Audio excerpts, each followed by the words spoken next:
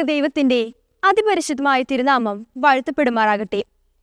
വിശുദ്ധ കന്യക മറിയാം, യേശുവിൻ്റെ അമ്മ. യേശു നമ്മുടെ ഈ ലോകത്തിന് തന്ന നമ്മുടെ സ്വന്തം അമ്മ. വിശുദ്ധ കന്യക മറിയാമിന്റെ മഹാത്മ്യം ആ സ്ത്രീരത്നത്തെ ദൈവമാതാവായി തിരഞ്ഞെടുത്തു എന്നതാണ്.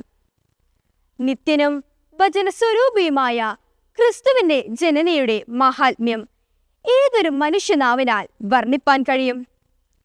പ്രപഞ്ചത്തിൽ ഒതുങ്ങാത്തവൻ കേവലം ഒരു കന്യകയുടെ ഗർഭത്തിൽ മാത്രം ഒതുങ്ങിയിരുന്നു എന്നുള്ളത് എത്ര അത്ഭുതകരമാണ്! അവൾ കൃപ നിറഞ്ഞവളും സർവ നന്മകളുടെ അവതാരവുമാണ്.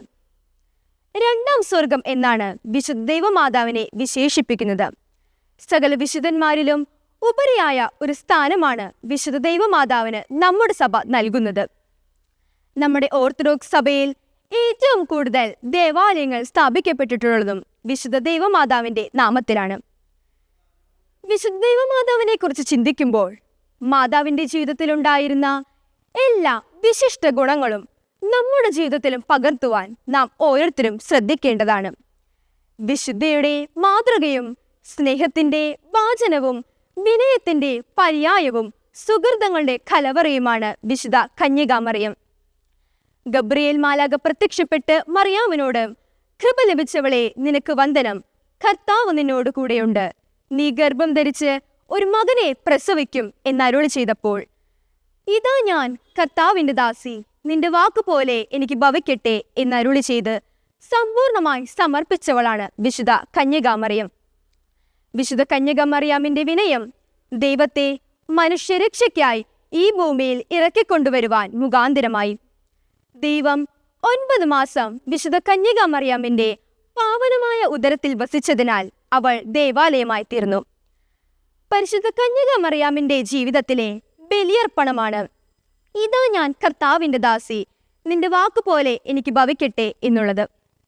ജീവിതത്തിൽ വരാനിരിക്കുന്ന എല്ലാ ബുദ്ധിമുട്ടുകളും പ്രയാസങ്ങളും എല്ലാം തന്നെ മുൻപിൽ കണ്ടുകൊണ്ട് തന്നെയാണ് മാതാവിത് ഏറ്റുപറയുന്നത്.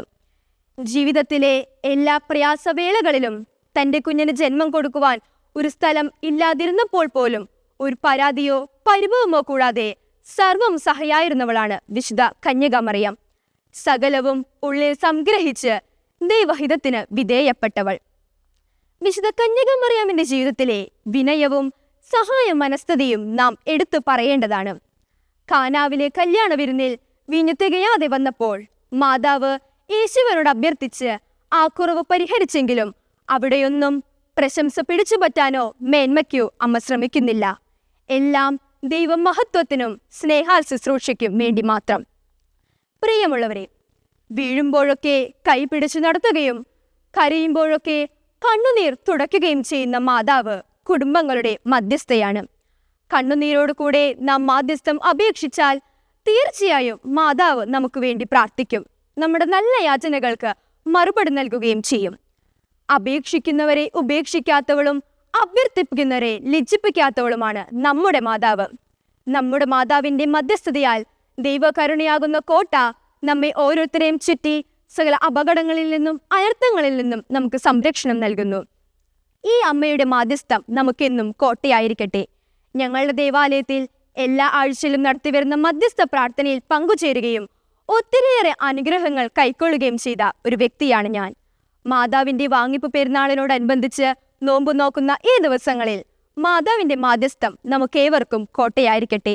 ക്രിസ്തുവിലേക്ക് ചേരാൻ, ക്രിസ്തുവിനോട് കൂടുതൽ അടുക്കുവാൻ മാതാവ് നമ്മെ സഹായിക്കട്ടെ. അതിനു വേണ്ടുന്ന കൃപകൾക്കായി പ്രാർത്ഥിച്ചുകൊണ്ട് നിർത്തട്ടെ. നന്ദി.